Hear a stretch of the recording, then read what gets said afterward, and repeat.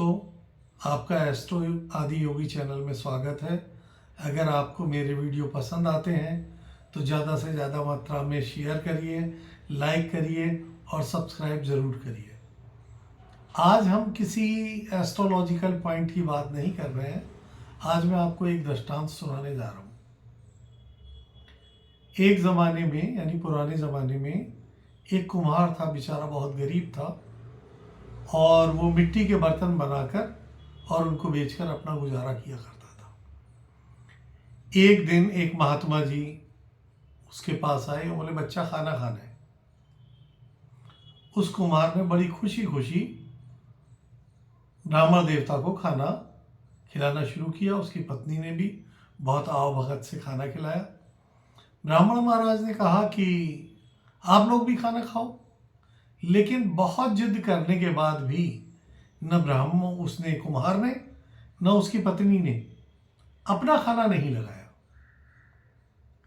तो ब्राह्मण महाराज को थोड़ा सा शक हुआ। उन्होंने अपनी अंतर्मन से देखा तो उन्होंने पाया कि घर में और कोई खाना ही नहीं है और जो खाना था दोनों ने मुझे खिला दिया। तो ब्राह्मण महाराज ने और गहराई से जाके देखा तो उन्होंने देखा कि ईश्वर ने इसके भाग्य में सिर्फ मिट्टी के बर्तन बेचने के लिए एक गधा और शाम को 5 रुपए रखे हैं। इसके जीवन में इसको इससे ज्यादा नहीं मिलेगा। ब्राह्मण महाराज बोले, ठीक है, ठीक है। उन्होंने कुम्हार को यह सलाह दी कि जब वो मिट्टी के बर्तन बेचे तो साथ में अपना गधा भी बेच दिया करे। और वो उस जमाने में 50 से 100 रुपए का गधा आराम से बिक जाता था। तो कुम्हार ने कहा, महाराज, तो अगर मैं अपना गधा बेच दूंगा तो मिट्टी के बर्तन कैसे, किस पे लाद के ले जाऊंगा? ब्राह्मण महाराज ने कहा, बेटा उसकी चिंता मत कर, उसकी चिंता ईश्वर करेंगे। ठीक है। उसने अगले दिन से बात मानना शुरू कर दिया। उसने अपने जितने भी बर्तन बेचे उसको 5 रुपए मिले। अगले दिन उसने 50 रुपए में गधा और बेच दिया। घर लेके आया उसने, चलो आज अच्छा खाएंगे, कुछ अच्छा पहनेंगे, पत्नी के लिए कुछ ले गया। पुराने जमाना था, सस्ती चीजें थी। तो पत्नी बड़ी नाराज हुई। बोले, तुम गधा क्यों बेचा है, अब कैसे बर्तन ले जाएंगे? तो बोले, मुझे नहीं मालूम, महाराज जी ने कहा था, मैंने मान लिया। अगले दिन सुबह फिर गधा उसके द्वार पे खड़ा था। अब तो उसने ऐसा ही करना शुरू कर दिया। रोज अपने बर्तन बेच देता था, साथ में गधा भी बेच देता था। तो अब तो उसके घर की आर्थिक स्थिति बदलने लगी, क्योंकि रोज गधा उसके पास वापस आ जाता था। उसके घर की आर्थिक स्थिति बदलने लगी। घर बढ़िया हो गया, खाने पीने के लिए हो गया, मतलब संपूर्ण घर हो गया, धन्य धान्य से भरपूर हो गया। लेकिन ऊपर के दरबार में खलबली मच गई।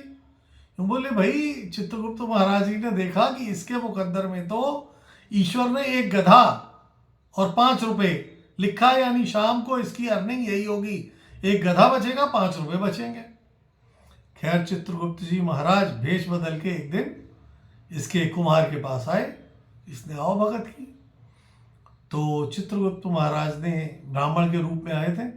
उन्होंने पूछा, यार तुम अपना गधा क्यों बेच देते हो, जबकि गधे की तो तुम्हें बहुत जरूरत है? बोले, भाई मुझे कुछ नहीं मालूम, एक महाराज स्वामी आए थे, ब्राह्मण थे आपकी तरह, उन्होंने मुझे सलाह दी कि गधा बेच दो और तुम्हारी आर्थिक स्थिति सुधर जाएगी।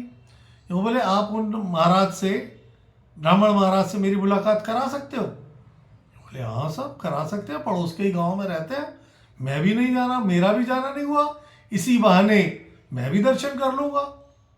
अगले दिन दोनों, चित्रगुप्त महाराज जो कि ब्राह्मण के वेश में थे और कुम्हार, उन महाराज के पास गए।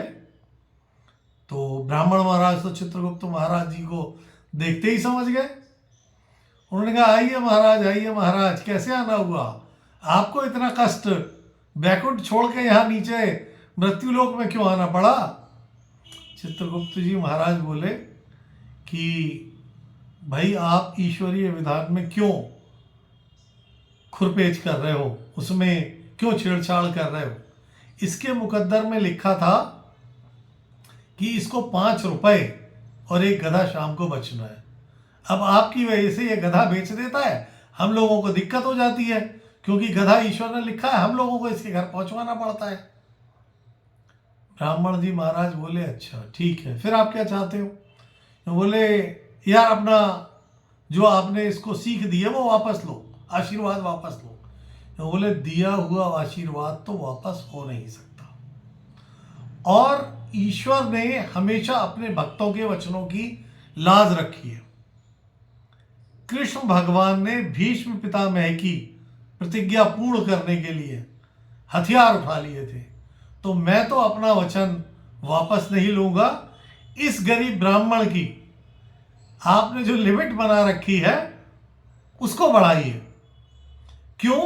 क्योंकि ईश्वर को भी अपने भक्तों के सामने जुड़ना पड़ता है। तो अगर कोई व्यक्ति अगर अपना भाग्य बदलना चाहता है, अपने भाग्य में चेंजेस करना चाहता है, तो उसका एक ही तरीका है कि उसको किसी साधु का आशीर्वाद मिल जाए, संत का, सॉरी गलती से कह गया मैं, साधु संत का, क्योंकि साधु और संत में अंतर है। किसी और वीडियो में हम डिस्कस करेंगे कि साधु और संत में क्या अंतर है। तो किसी संत का आशीर्वाद मिल जाए दिल से, तो उसका भाग्य चेंज हो सकता है। धन्यवाद।